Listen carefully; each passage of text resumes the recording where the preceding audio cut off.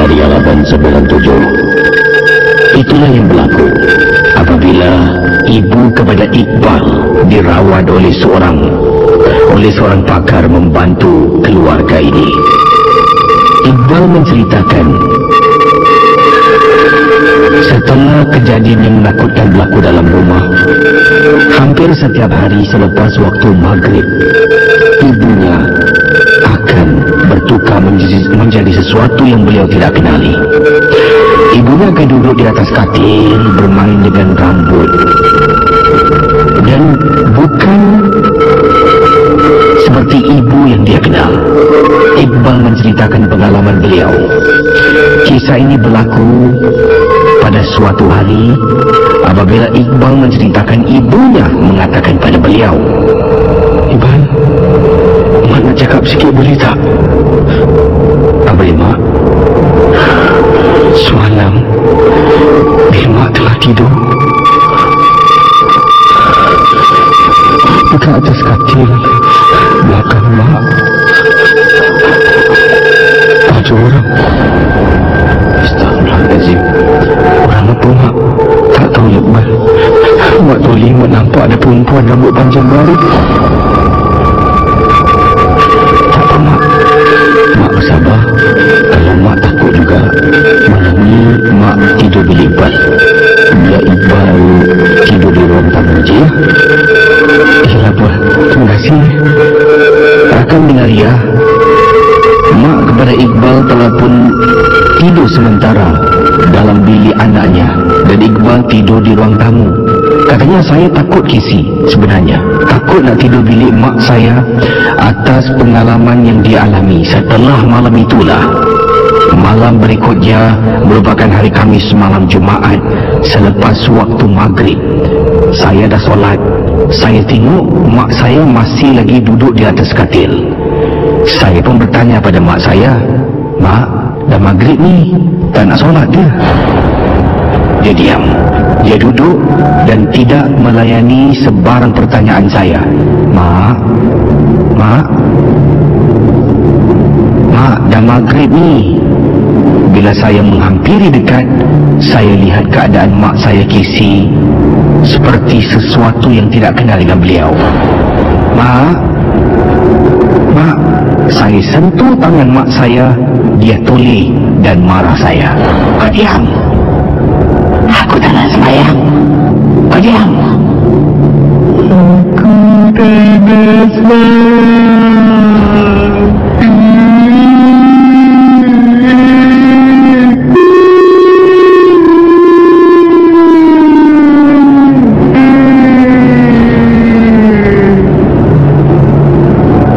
Pendengar 897, keadaan mak Iqbal membuat dia terperanjat. Iqbal mengatakan, "Saya dengan segera menelefon pakcik saya yang datang dan beri bantuan.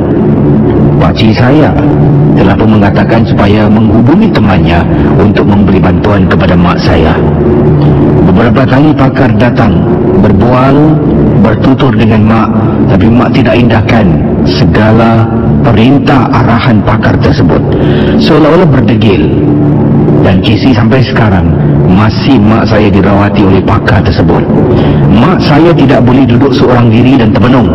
Kalau dia duduk seorang diri dan termenung, khususnya selepas waktu maghrib, benda itu akan datang dan mengganggu mak saya. Jadi apa saya perlu buat? Saya bila nak tiba waktu maghrib, saya akan sama-sama bersolat jemaah dengan mak. Kemudian saya akan ajak dia pergi makan. Saya akan ajak dia menonton TV, berbual dengan dia. Dan yang penting sekali, kalau mak saya tidur, benda itu tidak akan boleh ganggu.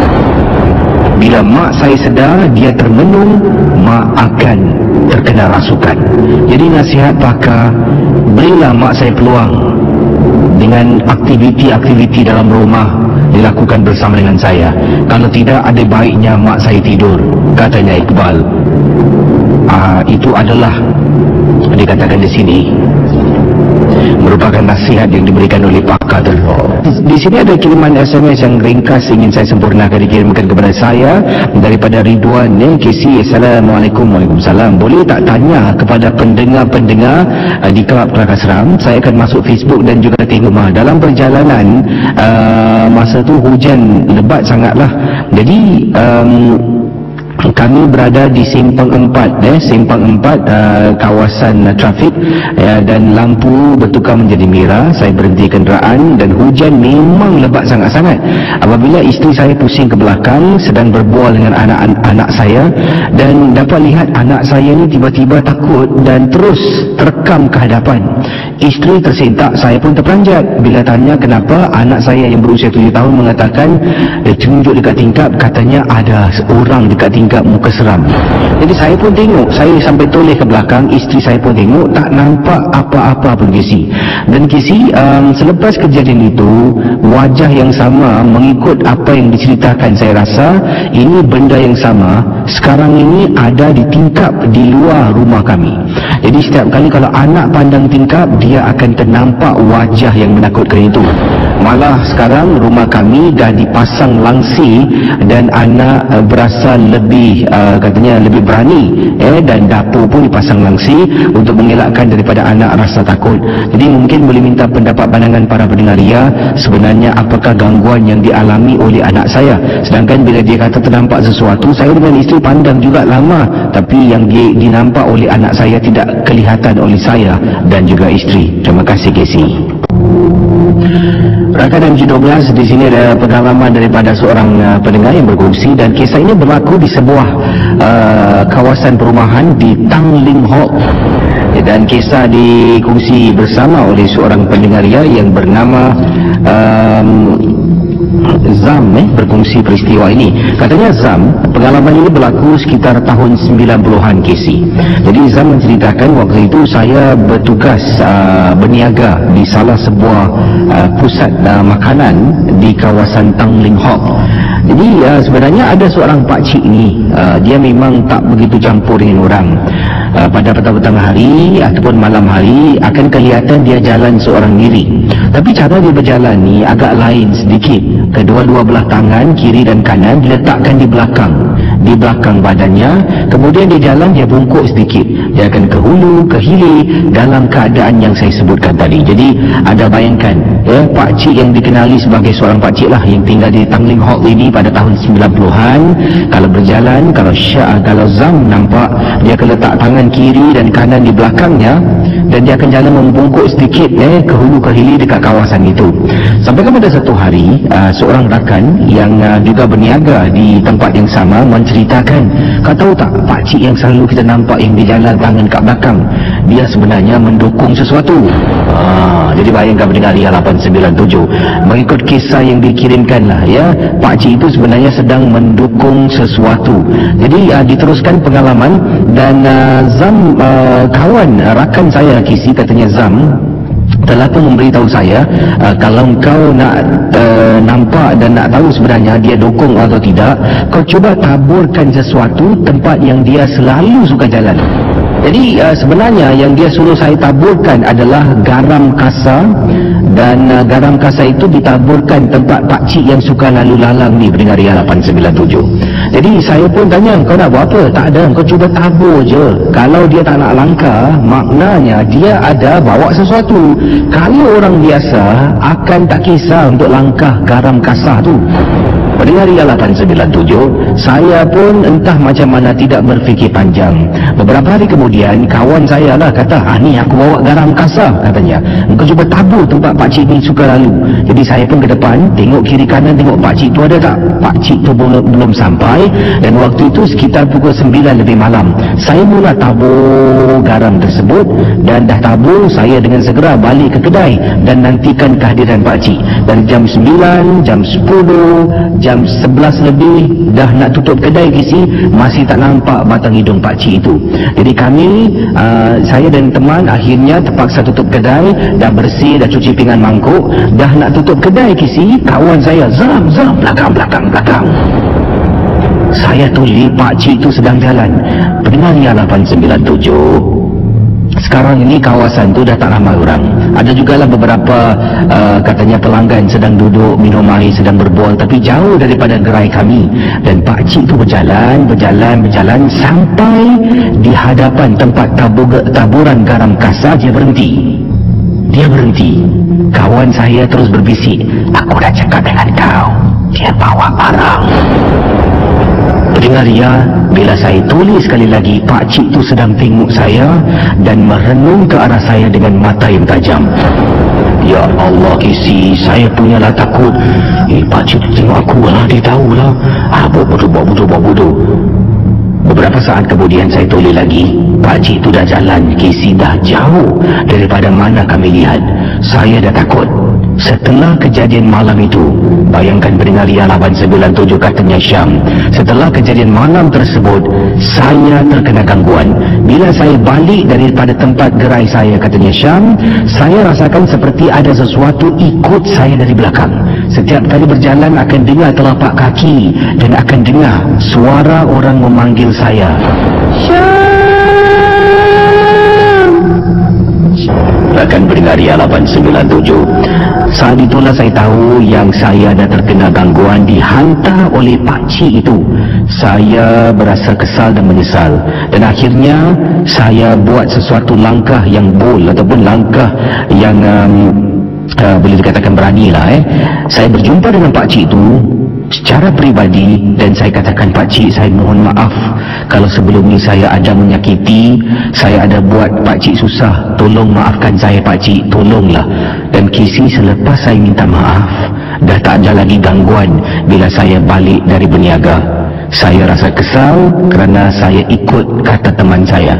Tapi memang Kisi tak tahulah apa yang dia gendong ataupun dukung. Tapi bila berjalan, tangan kedua, dua belah kiri dan kanan di belakangnya sambil dia jalan membungkuk. Pakcik ini dikatakan masih lagi ada di kawasan Tanglin Hop. Terima kasih dan selamat tengah malam. Baik, pendengar yang 897, mungkin sekarang suara saya agak berbeza sedikit kerana saya ada kejutan yang berada.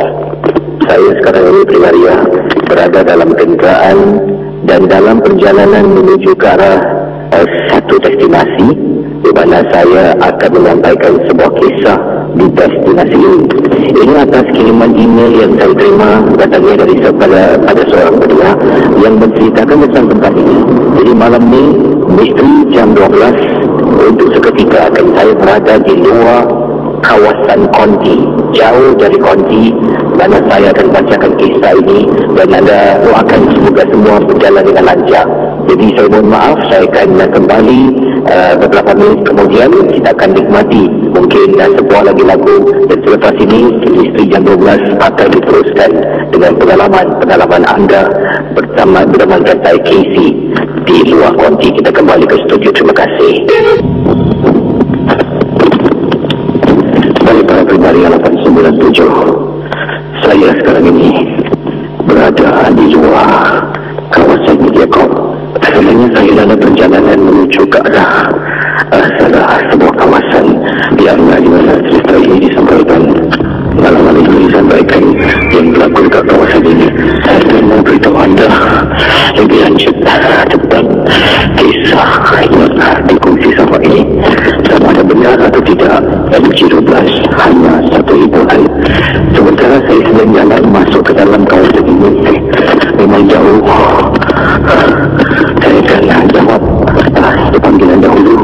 Boleh hubungi saya di 669-11897. Dan ingatlah, kalau ingin bercerita, tolonglah yang benar-benar serius dan bukan anda yang ingin bertanyakan soalan. Jadi kita terus ke hujung talian 669-11897. Hello, siapa di sana? Hello.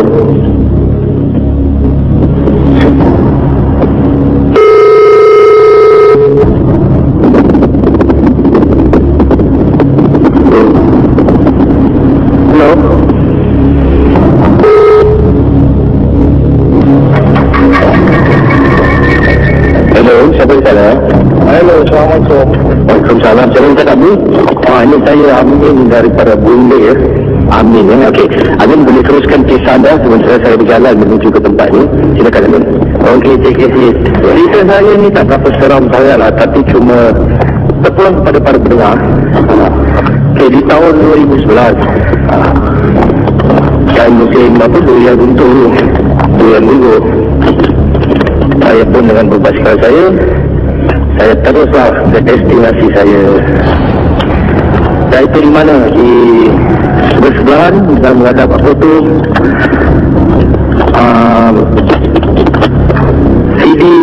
CD Academy lah, TKC. Jadi bila saya tiba di sana agak dalam pukul 1:30, 1:45 lah, saya sampai, saya menjaga basikal saya dekat bus stop.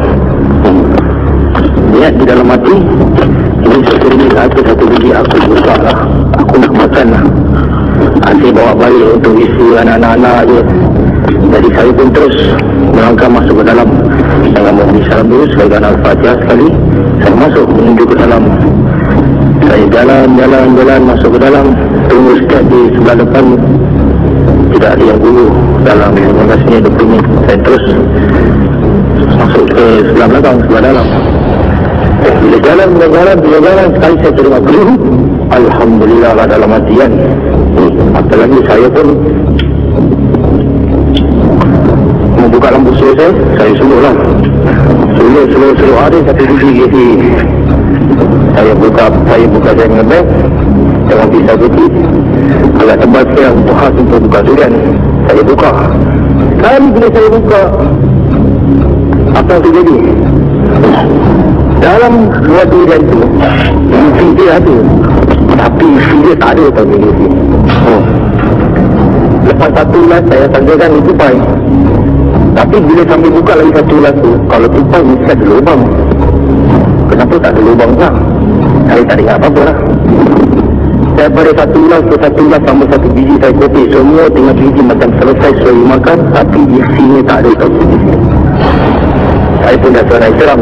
Ini dah macam tak pernah aku dapat macam ni. Dah berkata-kata dalam hati, ini satu orang batu, tengok jam dah 2:30.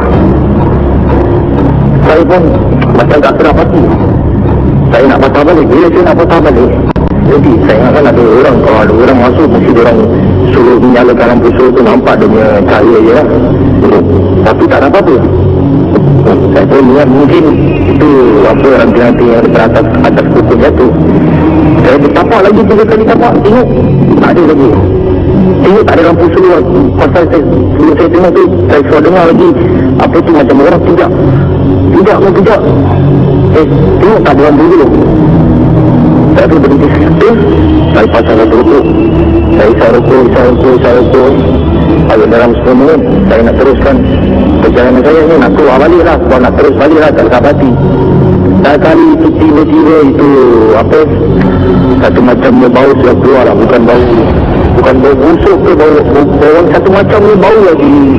Jadi saya pun berkata-kata tadi, macam mana ni aku nak keluar. Makin aku nak keluar ke depan, makin ada orang pijak-pijak ranting. Saya teruskan nak tawakal lah. Dan kali tak boleh keluar lagi di tempat yang saya lalu tu. Jadi apa saya buat? Saya tunggu sekejap. Saya tunggu. Lepas tu saya nak keluar lagi balik dia. Itu jalan yang saya lalu masuk agak dalam 15 minit. Tak boleh keluar, tak boleh jumpa lagi. Lepas itu bolehlah ini bau-bau wangi-wangian dah meresap ke dalam misalnya itu. Saya pun dah seram lah. Saya dah seram. Memang satu orang pergi. Bukan saya dah kira champion tu, tidak lah. Seram memang seram. Siapa tak siapa. Saya pun tak mau patah balik. Saya nak ke depan. Pasal ke depan tu kita boleh kuat tembus terus kubur Kristian. Saya lalu ke depan tu tak boleh jumpa lagi. Sampai ke rumah saya 3 jam dah pukul 4. Tapi bau tu tetap dekat hidung saya. Saya seram, saya dah panik. Ini macam mana nak keluar, tak boleh keluar. Ini keluar tempat kubur Kristian, tak boleh keluar. Sekali dengan nada yang pelan lah, saya azan lah. Pada time tu saya azan tu suara dekat subuh. Saat tiba-tiba kira dah dekat subuh tu, saya dah azan, saya keluar. Terus tembus mana tu kubur Yahudi. Kalau TKC pernah lalu kawasan sana tu, di sebelah belakang tu sebelum tubuh Kristen, ada tubuh Yahudi di tanah bawah itu. Saya keluar situ lah TKC daripada pukul 1:30 saya masuk tu sampai ke subuh dekat pukul 4:45. Jadi apa saya buat? Tengok kereta pun tak ada lalu nak jogging kan. Ada sikit mandar, saya jalan patah balik tunggu lah dekat apa tu. Ada masjid dekat apa tu persimpangan Trafilite tu ada satu masjid kubur. Lepas tu saya duduk kat situ, ada lah juga kira bangsa-bangsa pun ni bangla-bangla ni kan, orang ada yang bertafakur kat situ dulu. Saya duduk lah kat sebelah luar tu dan mengah-mengah sampai kantor spas tu datang pukul 5:30 tu. Saya naik bas tu pergi, walaupun ikut 3 bas tu mak jalan tu macam dah satu macam saya ni mas balik pergi satu bas stop ya kan, nak turun kat satu bas stop. Memang sekarang saya tak jadi terus, saya terus balik rumah langsung terus kembali. Isteri tanya, bang, mana dia-dianya? Saya pun tak cakap, tak cerita sampai lagi hari ni baru saya nak cerita dengan TKC. Itu je lah TKC, bukan menyerang katakan, cuma ajaib lah apakah itu buah baru jatuh, baru ni buka isi kulit dia apa ni, biji dia ada tapi isi dia tak ada TKC. Itu je lah. Terima kasih ya. Terima kasih TKC. Kembali. Baik saudara, kita akan teruskan dengan pendalaman misteri jam 12 di Yalapan 97 FM. Sebelum saya teruskan, saya mohon maaf kalau saya terhenti di sini. Satu, kerana tempat sini sunyi sepi. Yang kedua, banyak nyamuk. Yang ketiga ni, saya dah upload gambar. Saya akan duduk di bawah sebuah pondok di mana saya telah pun naikkan gambar pondok tersebut. Jadi harap anda akan lihat gambar itu. Di pondok inilah kisah berikut ini dalam rancangan 13 akan saya bacakan kisahnya. Dan kisah yang dikatakan seorang jejaka yang telah pun berlari dari anak di sini. Pengalaman yang tak dapat dilupakan ini berlaku akan terkongsi dengan anda selepas kita berehat seketika kita dengar iklan ataupun pesanan-pesanan berikut ini. Anda jangan ke mana-mana, kita kembali selepas ini. Terima kasih. Pendengar Yalapan 97, saya akan terus bacakan kisah pengalaman berikut ini dalam rancangan misteri jam 12. Kisah ini kiriman email daripada seorang pendengar, seorang jejaka yang berlari dari anak ke kawasan yang akan saya kongsi dengan anda sebentar nanti. Pengalaman yang menakutkan ini berlaku lebih kurang katanya di sini pada tahun 2004. Kisah yang tak dapat dilupakan oleh pendengar kita yang dikatakan yang bernama Zul yang berkongsi peristiwa yang menakutkan ini. Sebelum itu saya mohon maaf kalau mungkin berangin, terlampau kuat bunyi angin, saya tak dapat kawal. Saya akan cuba sedaya upaya untuk bercakap lebih kuat dari biasa. Assalamualaikum KC, juga para pendengar misteri jam 12. Nama saya Zul. Pengalaman yang saya nak kongsi bersama apabila saya berlari dari anak di salah sebuah kawasan di Singapura. Kisah ini berlaku pada suatu malam. Entah macam mana ibu saya menegur saya. Dia mengatakan, Zul, malam ni kau jangan nak keluar. Mak tengok angin kuat, kencang, mak takut hujan. Saya pun mengatakan pada mak saya, mak tak ada apa-apa lah mak, sekejap saja, kalau hujan nanti orang balik. Dari rumah saya pergi ke tempat ini, kalau saya mau mandu memakan masa lebih kurang 15 minit. Saya akan mulakan daripada tempat letak kereta bertingkat. Saya akan berlari dan masuki kawasan hutan. Rakan mendengar Yalapan 97. Apabila saya setengah jalan berlari dari anak, belum masuk hutan, hujan dah mula turun. Saya terus mencari tempat berteduh. Tengok kiri tengok kanan, memang susah nak lihat kisi. Katanya Zul, sebab malam itu memang gelap. Tempat yang saya pergi memang tidak ada cahaya lampu, melainkan di kawasan hadapan. Saya masuk ke dalam, semakin dalam, mencari tempat berteduh kerana hujan semakin lebat. Ini kerana saya takut MP3 player saya basah. dan tali bimbit yang saya bawa bersama takut basah. Akhirnya dari jauh saya dapat lihat ada satu pondok kecil. Pendengar dia 897, dalam pondok kecil tersebut ada saya buat naikkan di Facebook saya dan anda boleh lihat. Sekarang ini saya berada sedang duduk di pondok yang disebutkan ini. Sebelum saya teruskan, anggaplah mungkin jam 12 sebagai satu hiburan. Tidak ada sesiapa yang boleh mengesahkan kebenarannya. Diceritakan di sini. Apabila saya dah lihat pondok kecil itu, saya dengan segera berlari ke arah pondok itu. Angin semakin kuat, hujan semakin lebat. Saya terpaksa pijak dan berdiri di atas tempat duduk. Sementara itu, saya dapat panggilan berkali-kali yang saya tak perasan. Saya tengok panggilan ini datang dari rumah, dan ini mesti panggilan dari ibu saya. Saya pun menjawab, "Hello? Zul, kau dekat mana ni Zul? Hujan lebat ni Zul. Cepatlah balik. Dekat sini angin siap kencang. Kau dekat mana ni? Di sini lah." Saya pun kata pada ibu saya, "Ibu jangan hati. Saya dekat sebelah tepi ni, terperangkap. Tak boleh." "Kau okey tak?" "Okey Zul. Hati-hati lah. Kau baik-baik kat sana." Zul, hello? Kemudian ibu saya bertanya lagi, "Zul, kau dekat sana dengan siapa Zul?" Saya seorang Bu." "Kenapa Bu?" "Zul, mak dengar macam suara perempuan ni dekat belakang kau." Ya Allah, ibu saya bercakap meremang di rumah saya. Dengar ya 897. Sekarang ini saya dapat rasakannya dan meremang di rumah saya di sini. Tapi saya tetap akan teruskan pendalaman si sama. Katanya saya meremang, terus saya pusing belakang, tengok kiri, tengok kanan, tak nampak apa-apa. Saya terus kata, "Ibu, tak apalah, nanti saya telefon balik hujan makin lebat lah. Zul, kalau boleh kau lari lah Zul, jangan duduk tempat macam tu. Mak tak sedar hati lah." Terus saya matikan telefon. Sekarang ini saya nak lari atau tidak?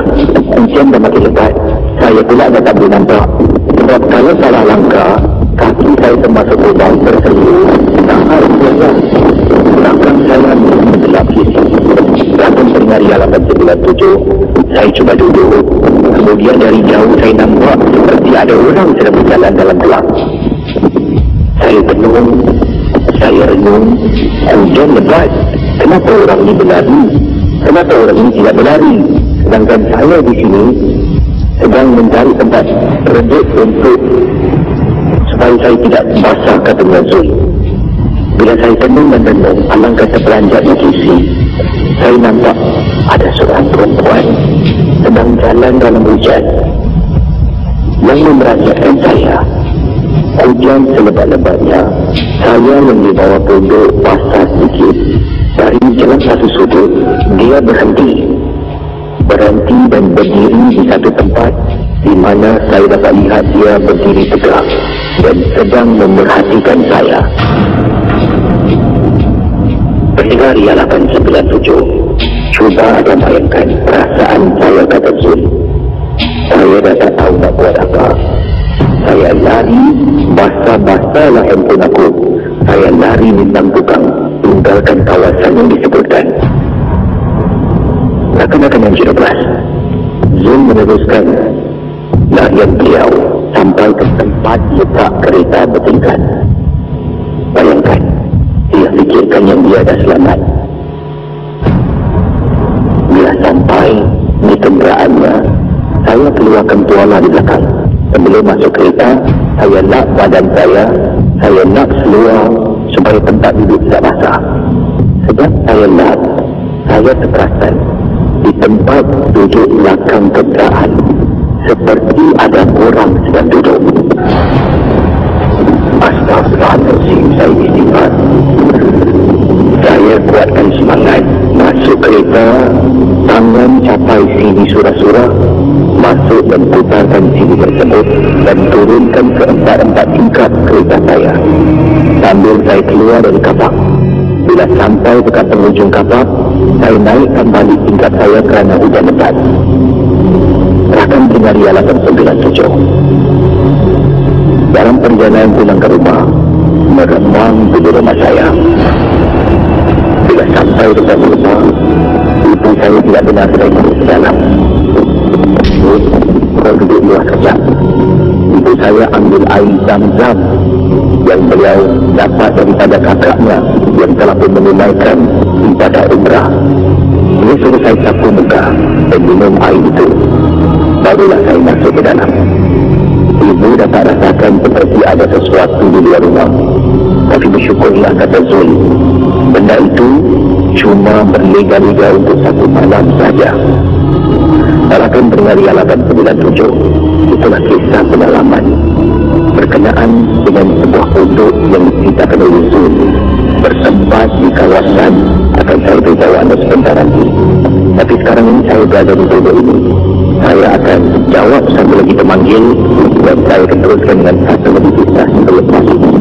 Kita terus ke ujung talian di 669-11897. Tapi sekarang kita ikuti pesanan dari Soul Resolution. Dipersilakan. Saudara pendengar ialah 97. Kita akan jawab panggilan seterusnya di ujung talian. Dan kita akan sementara pemanggil ini berkongsi pengalaman. Saya akan cuba cari satu lagi cerita dan kemudian saya akan terus lari balik ke konti untuk bersama dengan anda sebelum M012 ditutup sementara. Saya nak berkongsi sedikit situasi di sini.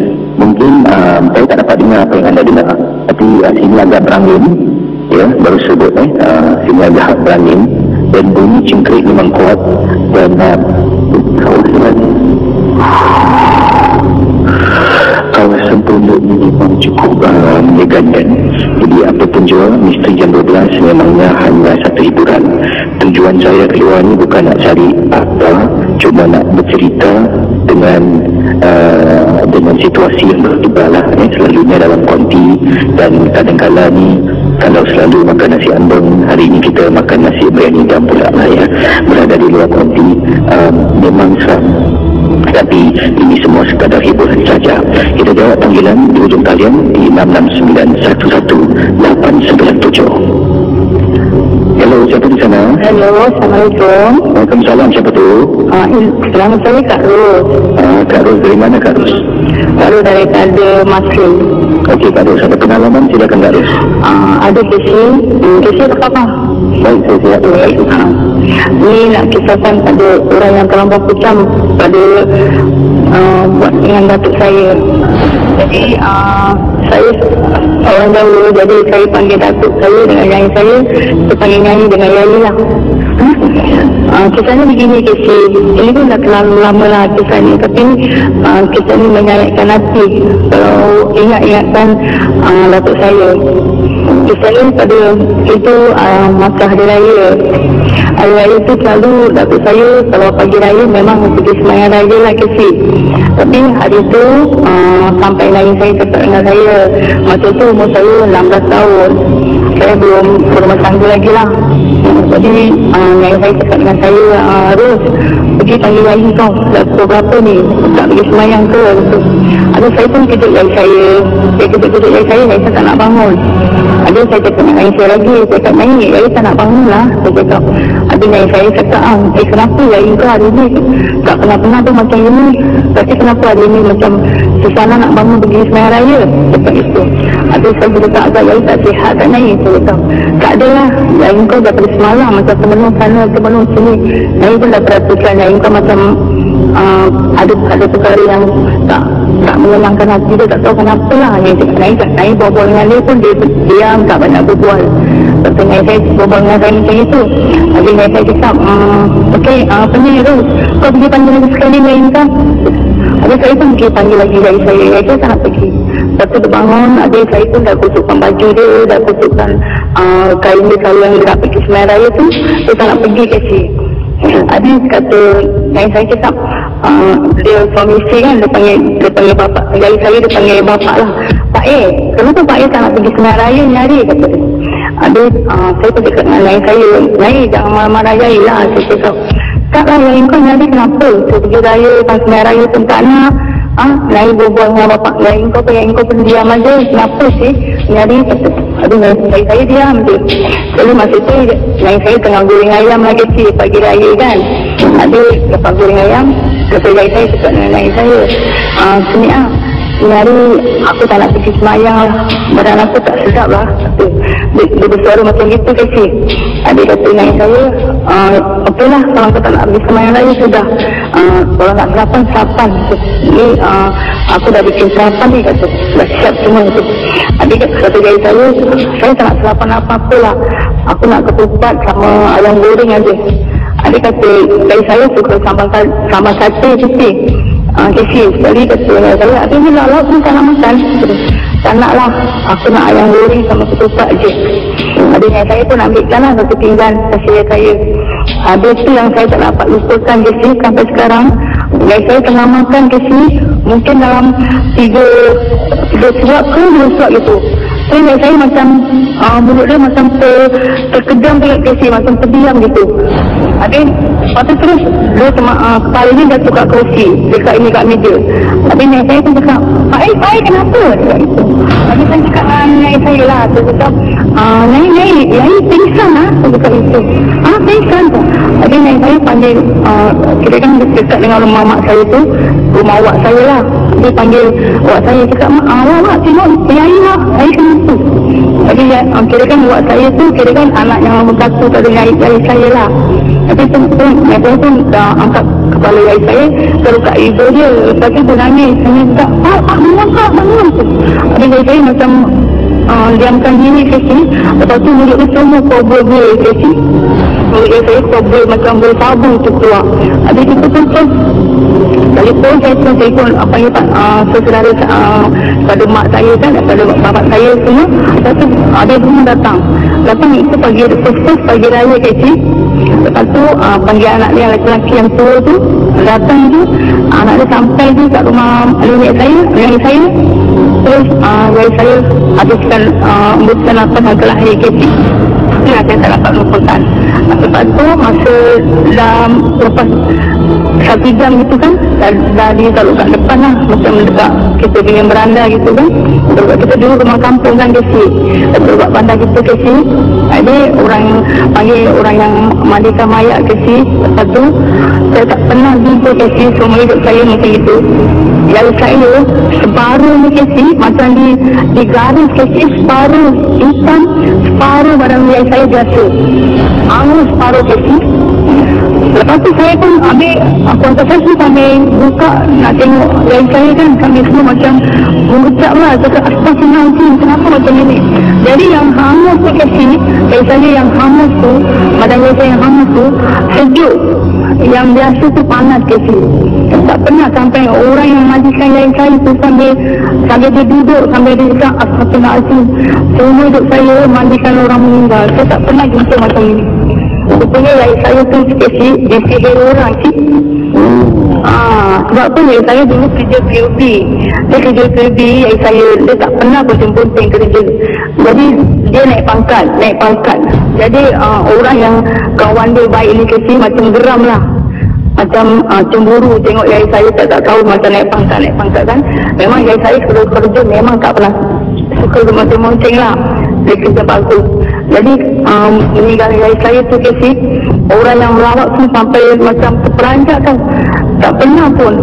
Mungkin kalau kecil pergi merawat orang meninggal pun tak akan jumpa orang yang kemaluan kecil, separuh kecil hitam baru pada jari saya. Jadi jari saya ni tengok suami dia macam itu kan, dia nangis lah. Lepas tu orang yang buat jari saya ni kecil, yang sihir jari saya, datang kecil hari tu, dia nak tengok betul tak jari saya ni meninggal ke tidak. Jadi anak dia yang tua tu, yang lelaki tu, dia tahu yang buat bapak saya, jari saya ni orang tu sampai nak bertumbuh kecil dekat dalam masa jari saya tengah nak dimandikan.